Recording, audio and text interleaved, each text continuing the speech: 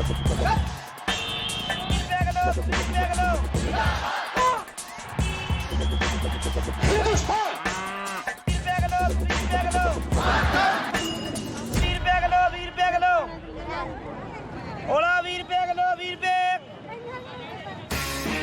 took a walk through this beautiful world, felt the cool rain on my shoulder, found something good in this beautiful world.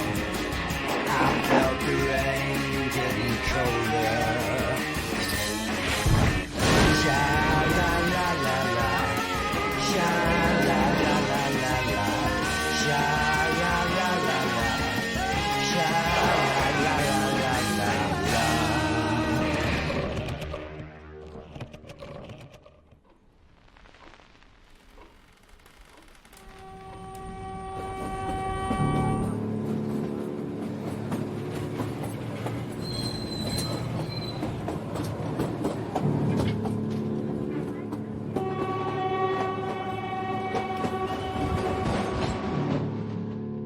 This house came to be built by Dr. Blake, who was in the East India Company service.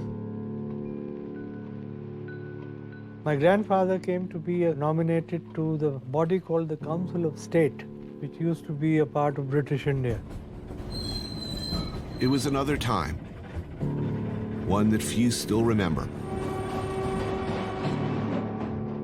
The India before partition, when these rooms, this house, was part of the seat of power.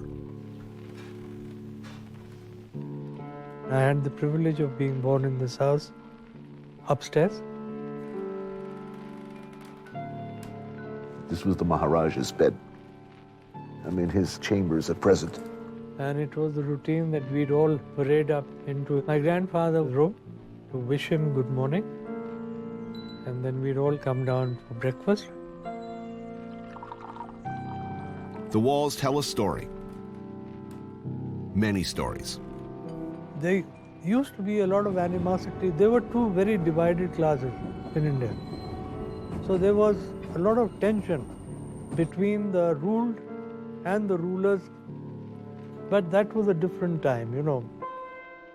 Now I think back and it's more like a fairy tale.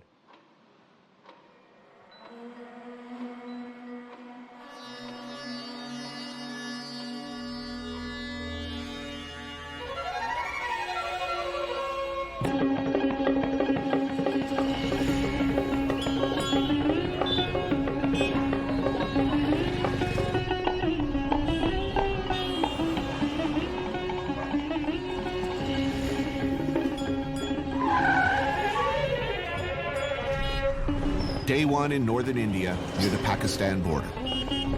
This is Amritsar, the Indian Punjab's largest city. Population, about 1 million. This is a part of India I've never seen, a place I've always been curious about. Home to some pretty legendary cuisine. In Amritsar, they have a saying: the best food isn't cooked in people's homes. You find it on the streets. Punjab, oh you up in Punjab? Peace to my Delhi fam in Karova. And Tony, you a OG. Jiski bibi moti. Probably got fat off the makki di roti. Don't take tension, don't be fussy. Sit back, relax, have a cold glass of lassi. Punjabis are known for their adventurous spirit, as brave warriors who spread throughout the world bringing great food with them. Don't worry about no traffic. The elements move and weave around like it's magic. Piece of hot sugar on the beat, good looking. Beat sample sounds of my mom at home cooking. In fact, much of the good stuff we refer to simply as Indian food comes from here. Like fine at my mouth. Peace to my brother Tony Kano from No Doubt. Beat made from the Kawa and the Booker CT. Golden Temple, Amritsar, hell of a city.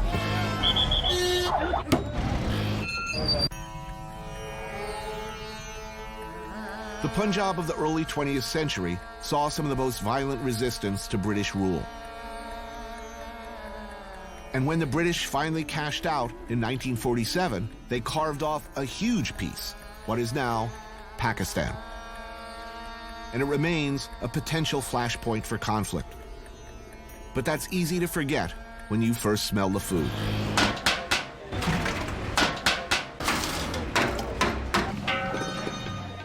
Good. There we go. Kesar da Dhaba. Dhaba meaning side of the road food stall. And there are like countless dhabas to choose from in this town. But this one is legendary. See Tony eat vegetables. And like it.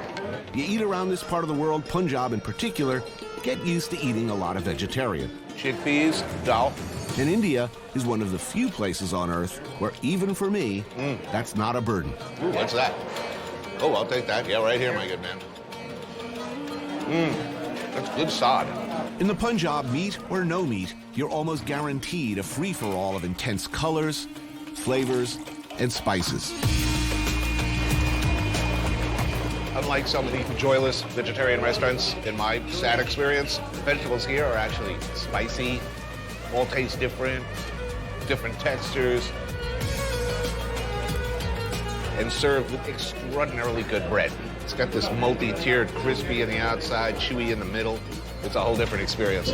If this was what vegetarianism meant in most of the places that practice it in the West, I'd be at least half as much less of a dick about the subject. Look, hippie, if you made bread this good, I might eat at your restaurant.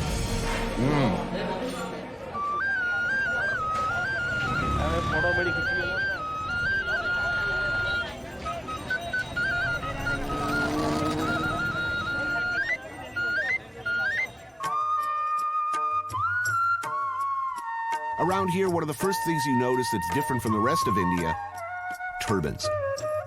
Everywhere. The symbol of self-respect, bravery, and spirituality for Sikh men.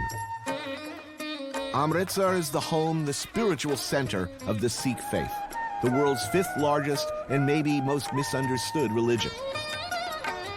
In the heart of Amritsar stands the majestic Golden Temple, the Sikh equivalent of the Vatican.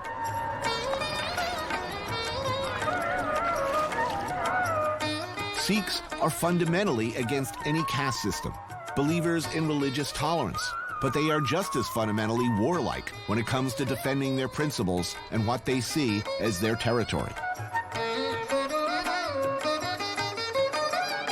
Welcome to Golden Temple. Thank you.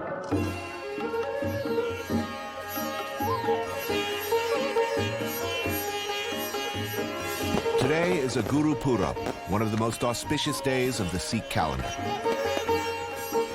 Pilgrims from all over the world come to worship, walk the perimeter, and bathe in the holy pool.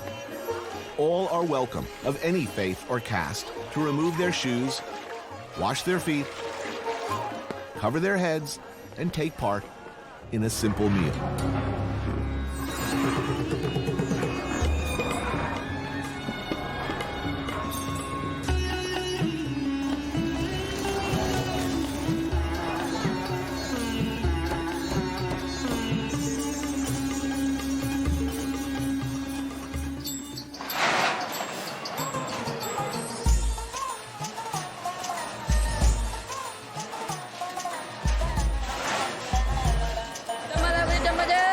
This is the langar, a free vegetarian meal served to many thousands of visitors from every walk of life, every day of the year. They serve 16 hours a day? 16 hours a day, For how many years continuously? 300 years. 300 years.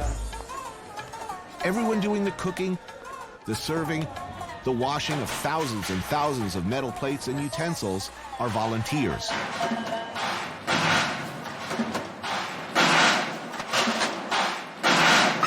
The sound is extraordinary.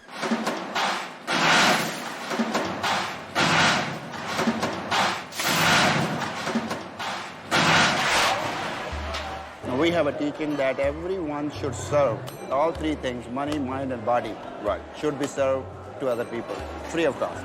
And that's what we do. Walking me through it all today, Donwant Singh. Now, for a religion that's so concerned with tolerance, where does the Grand Punjab military tradition come from? Because it's a very, very powerful one. So powerful people, so hard-working people. Every Sikh you see, if he is baptized, he wears a small sword. In our prophet, when we get baptized, he says, you must protect yourself, you must protect others, and you must protect your country. So that makes us what we are.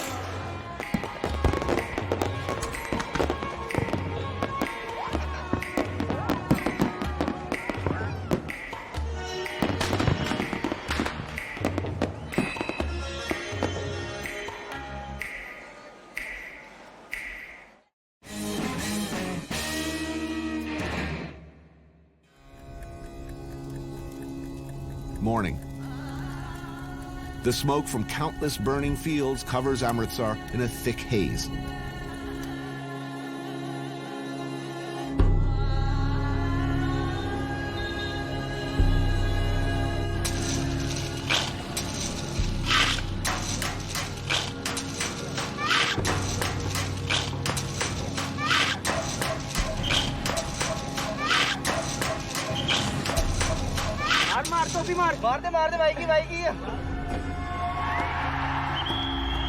The ancient art of Pelwani evolved from Indian wrestling techniques that date back to the 5th century BC.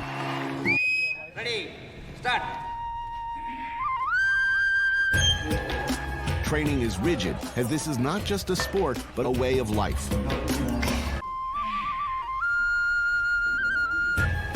Wrestlers live and train together and have strict rules of diet and personal conduct. No smoking, no drinking, no contact with women. Here we go.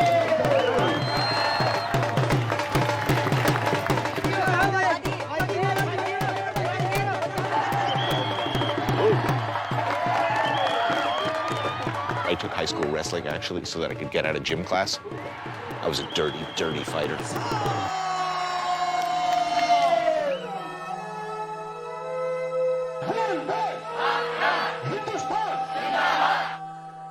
It is an all too natural segue between the aggressive posturing of opposing bodies of Pelwani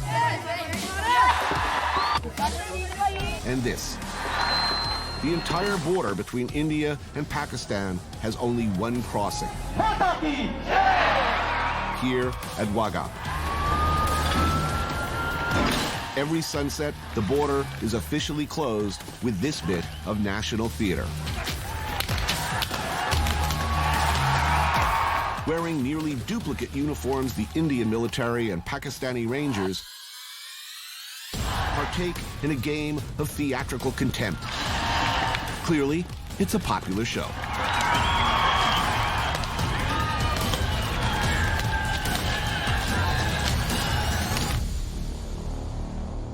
So where are we?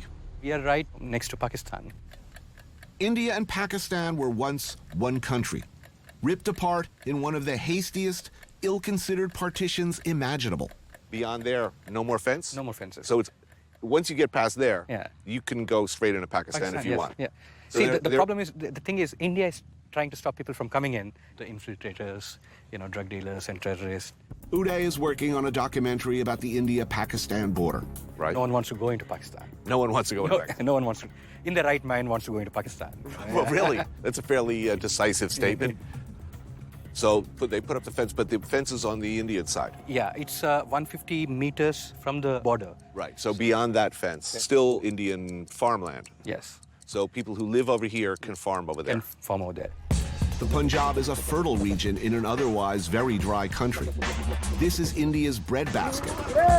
With over 1 billion people currently residing in India, every inch of fertile Punjabi soil has great value. These are people who owned land over there. Yes, Then they put the fence. yes, Suddenly your life became difficult. exactly. They are restricted by many things. They can only grow some kind of crops, and they can't farm more than 8 hours in a day. How long does it take to get back and forth? The border security force mans these gates, so they have times, when they can enter and come out.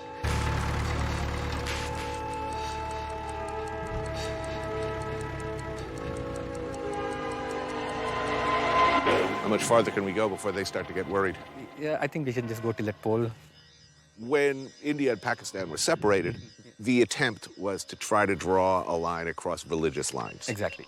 Drained by the colossal task of fighting 2 world wars, in 1947, Great Britain decided to end their nearly 200-year rule over India.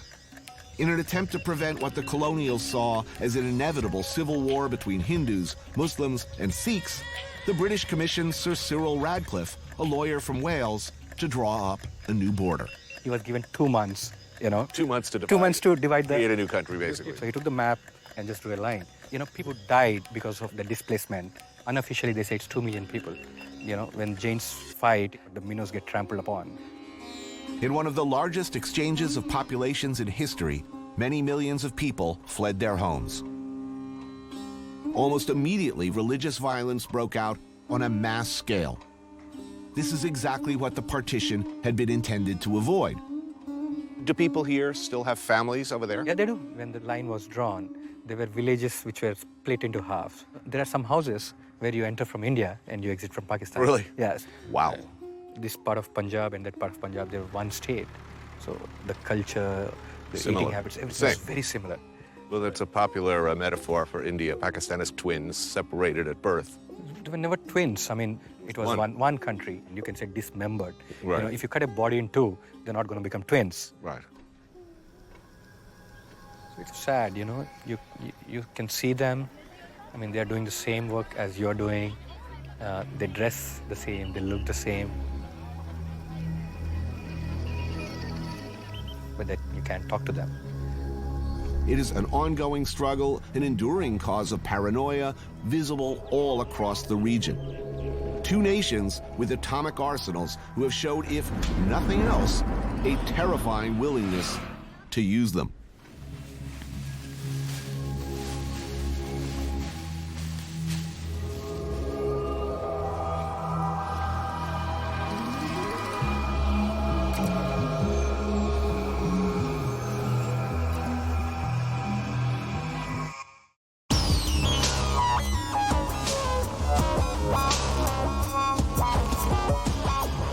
From the horrific 2006 train bombings to the militant attacks in Mumbai, the threat of terrorism along this border is a daily concern.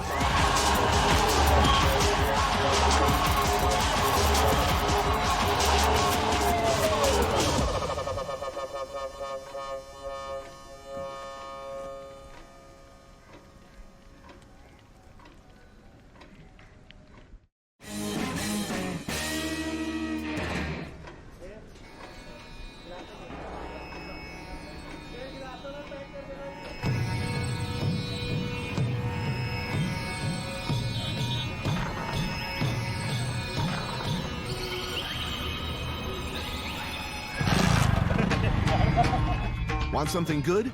Really, really good when in Amritsar? Something local, regional, iconically wonderful? You can't say you've had the Amritsar experience until you've had a little kulcha in your life.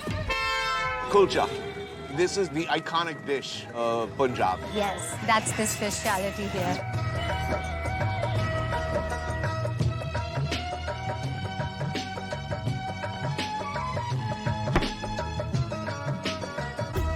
Kulcha, a perfect little flavor bomb of wheat dough pressed against the side of a very, very hot clay oven, slathered with butter, and served with a spicy chole, a chickpea curry, on the side. Did I mention the butter? How's it? Nice? Delicious. Everyone in Amritsar seems to be an expert on kulcha, including this lady, Navroop. It's a chutney, and this is all radish. Very, very, very good. Generally speaking, Punjabis are famous for being a warrior class. Taller, bigger. Yes, we're big. Still, maybe not fighters so much, but still eaters. Oh, yeah. Big time, yes. The religion doesn't matter. Food is religion here.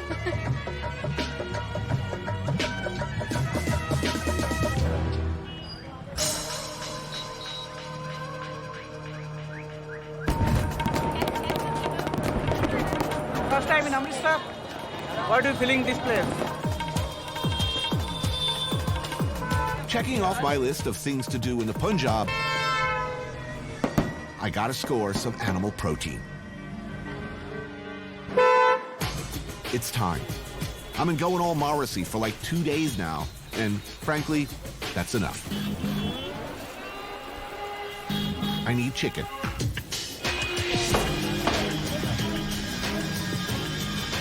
Like we are in the ass end of nowhere here. Where am I? It's known as Veera chicken. Huh? It's very famous for chicken. When we're talking must-haves, tandoori chicken is just that. Add some lemon in this, you will enjoy it. Oh man, it's delicious. This type of establishment, dhaba? Dhaba, it's called dhaba. Huh? You know, this is the most successful business here. Anybody, you open a dhaba tomorrow, it will be a success. But if you're going to do chicken, you better be good. Yeah, it's a good place for that. Would you like to have something else? There's like a roti with ground mutton or ground. That's called naan. That's butter naan. Keema naan, mutton ball, dough. And the special ingredient, magic hands.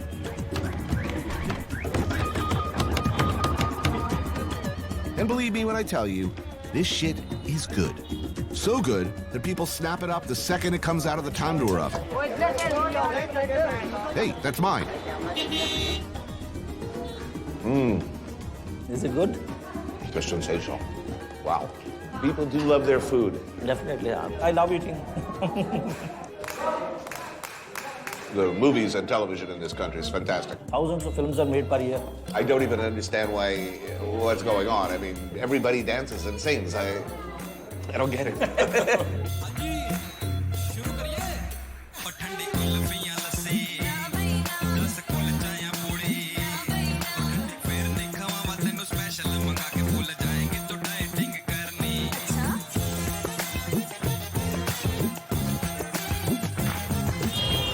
Would you like to have something else? But, this is good.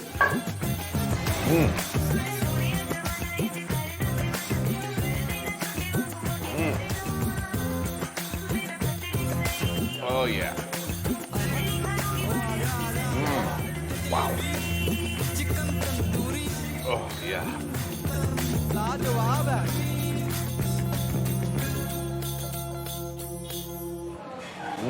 That's good. Thank you. No, nothing. Thank you. It's delicious. So good.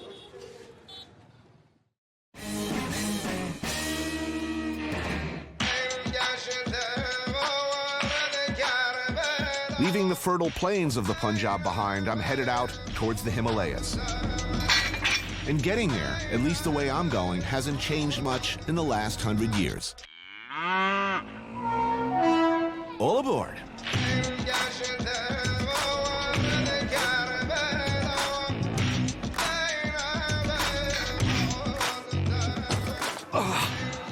This is gonna be suboptimal seating.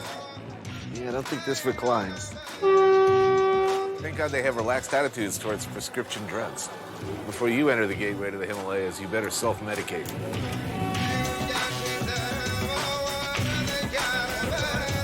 Meanwhile, I've been like 24 hours without a bite of food. I arrive, it's like, oh, well, there's snacks on the way. Great, get a bag of peanuts. Truth be told, I'm an angry, bitter man when I board. I'm guessing there ain't a Shoney's or a P.F. Chang on the way. It's kind of cute, the little train. It's so little. It's the Universal Tourist. I'm going to King Kong ride. While my stomach growls, I become the kind of traveler I warn against. Gripey, self-absorbed, immune to my surroundings.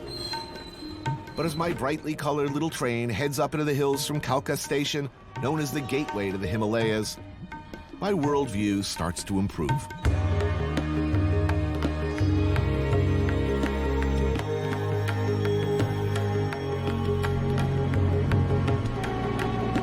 The unnaturally bright colors of India start to pleasurably saturate my brain. The views from the window of ridiculously deep valleys, 100-year-old bridges. It's, well, breathtaking.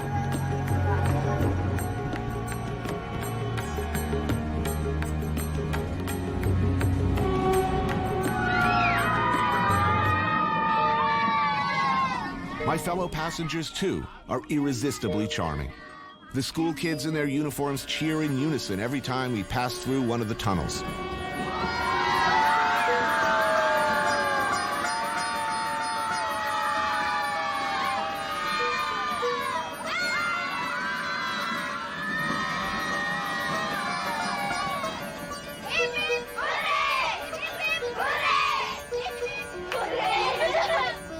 I'd pretty much forgotten about my hunger until the whistle stopped at Barog.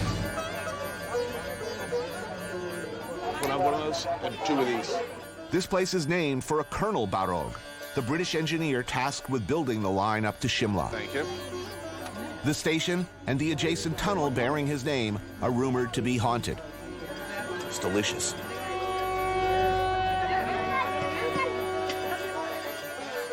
Already behind schedule and plagued by cost overruns, Barog screwed up.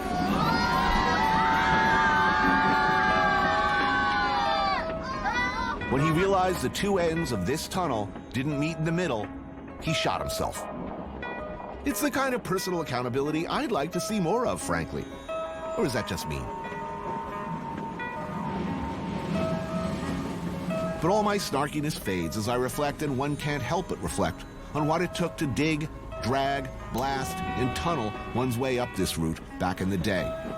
Back in the beginning, making the trip to Shimla required a somewhat uncomfortable 3-day trek up the mountain by foot, or horse, or hand-carried palanquin. The stats are impressive. A climb of around 5,000 feet, over 100 tunnels, more than 800 bridges. An engineering feat, a job that, when you consider the time, defies imagining. In the building of this railroad, many died. Many, many died.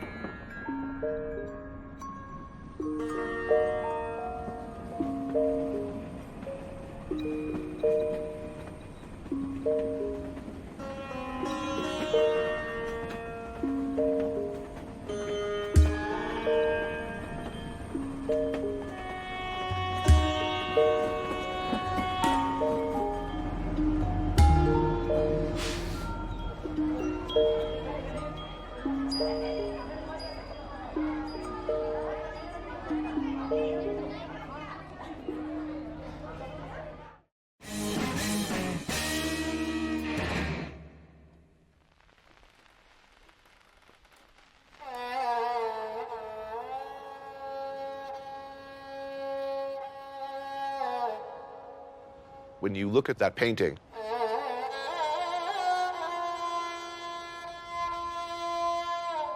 when you stand out front in the garden and look out at the view,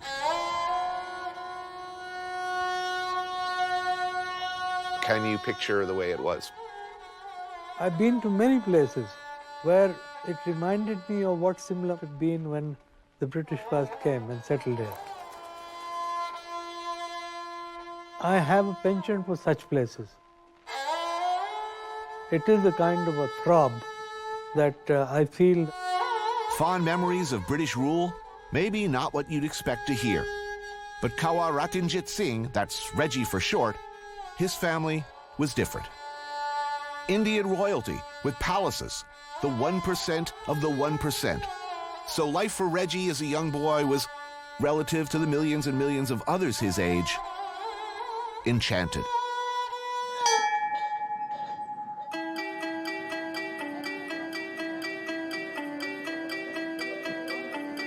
Shimla is from a time before partition, when nearly the entire ruling class of British India would move to hill stations in the hotter months.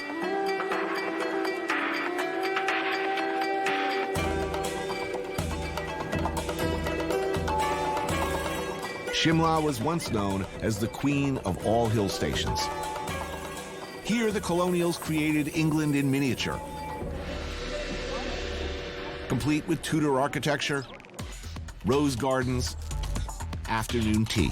My grandfather, it's very difficult to describe what did he do. Well, quite frankly, he did nothing. But he entertained hugely.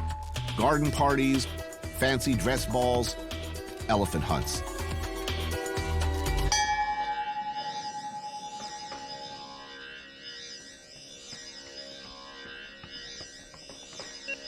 The remnants of British rule can still be seen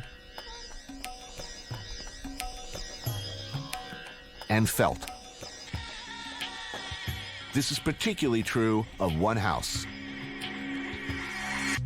Chapslee. my family was very fortunate that they were able to buy this house because it was a famous house. The house was purchased by Reggie's grandfather, the last Maharaja of Kapurthala. Those Brits really left beautiful buildings. From a distance, it looks much the same as it must have when the Maharaja slept here.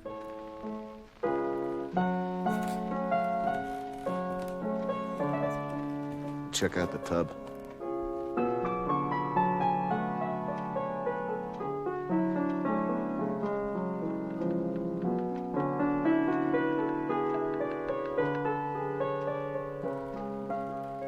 Locked in a constant battle against time and nature, barbed wire does little to keep Shimla's ever-encroaching monkey population at bay.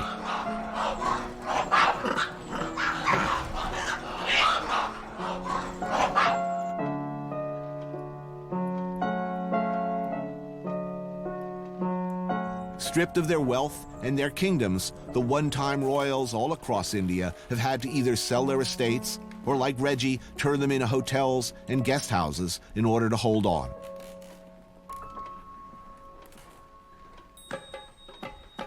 Ring a buzzer, and a servant appears. Then they bring you hot water bottles at night, put them under the covers. Butlers keep popping in, build a nice fire. Man. A great facet of my childhood was how my grandfather entertained. His table came to be known as perhaps the most famous in northern India because he was a gourmet connoisseur of food.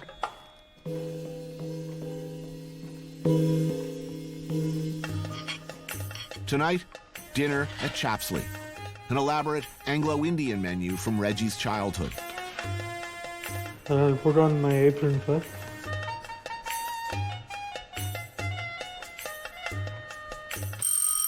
My fellow guests, two of Reggie's friends, Raja Basin, a historian on the subject of Shimla, and Rakesh Varlalsud, the barrister. There's so much history here. I mean, while I take a dim view of colonialization, it's very hard to resist the charms of a house like this. That's quite understandable, actually. You've got 100 years of very, very intense history funneled into a very small place. And this house used to house the Secretary of State to the crown. What am I eating? This is eggs a la Florentine.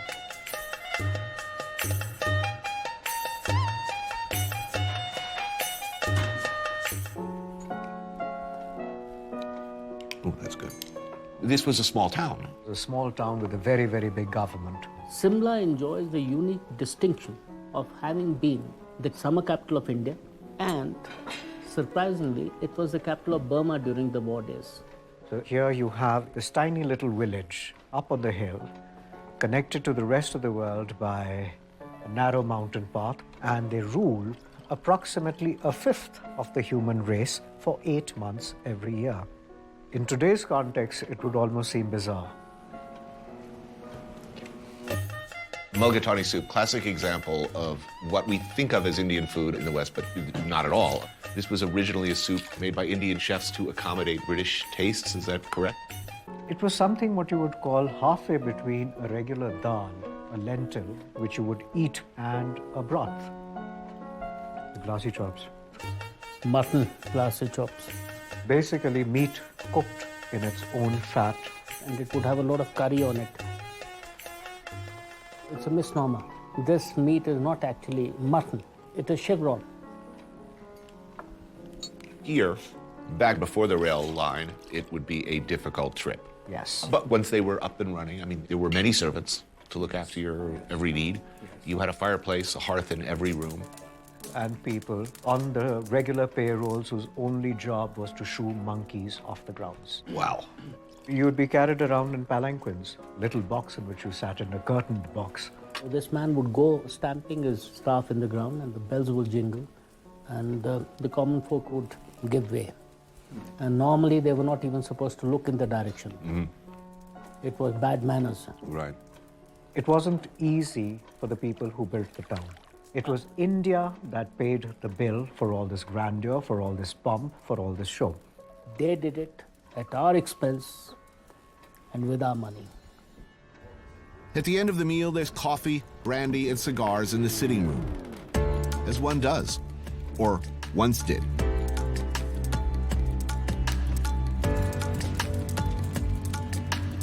I hope you enjoyed the dinner too. Oh, very much. It was delicious. Really wonderful. A lot of history in this house. And one can be forgiven for maybe briefly forgetting what it took to build this lost kingdom.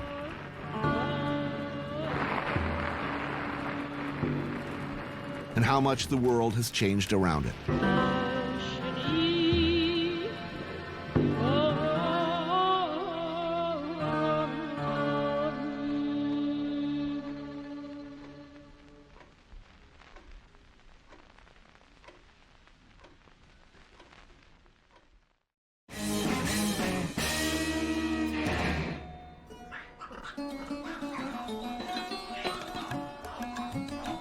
The Monkey Temple looks down on Shimla, overrun by its namesakes.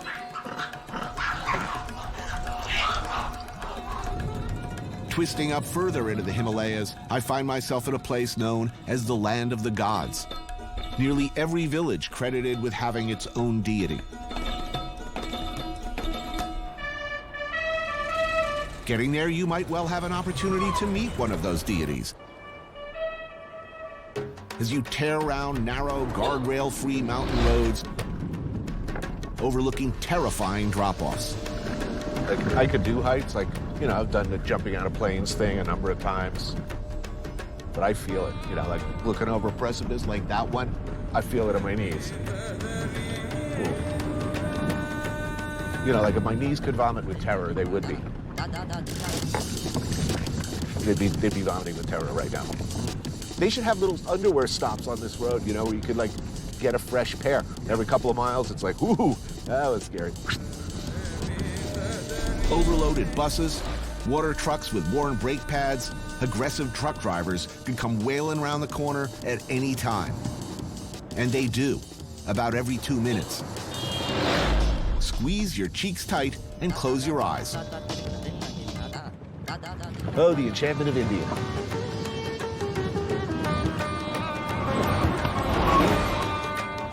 The remote locations of these isolated mountain villages has kept old traditions alive.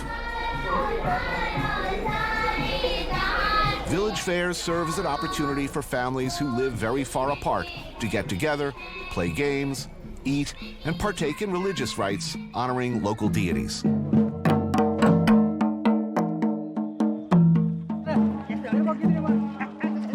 Quite a ride getting here. Yeah. How do you enjoy that road? White knuckles. Meet Hashim. He runs motorcycle tours through these parts. The Himalayas, it's the holy grail of motorcycling. You're traveling almost 500 kilometers on a trip. It's so unbelievably beautiful and diverse. So we got here vegetable curry? Yogurt-based curry, quite typical in these parts. Vegetables again? Surprisingly, not a problem. That's good. Yeah. This is one of the few places in the world that I could eat vegetarian every day. Yeah. And still be happy. Most of the people in this community, farmers, farming, agricultural. Yeah. What are they growing? They do a lot of corn, potatoes, peas. And weed. People growing marijuana. Yes, loads of it. Loads of it. As an export product or for personal use? For everything. Mix of everything. So you think you want to go check out the fair a little bit? Yeah, let's take a walk through town. Yeah, See what's going on. Predominantly an occasion for all these mountain villages to come together and, you know, socialize. Because, right. I mean, people are busy in their farms. They're not going to come and walk down and socialize with people. But this, you know, because it's autumn, everyone is done with all the agriculture. Right. Now they're just bedding down for winter. There's a lot of romance in the air.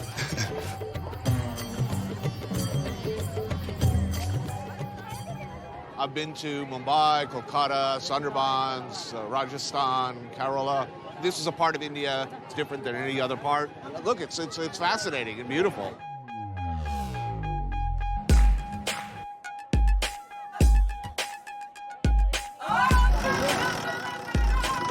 Oh, yeah. Sweet.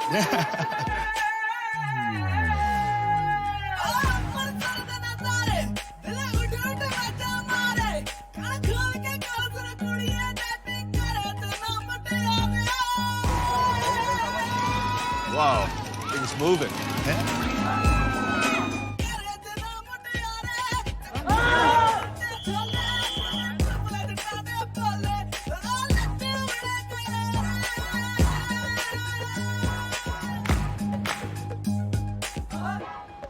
Voila. End of the road.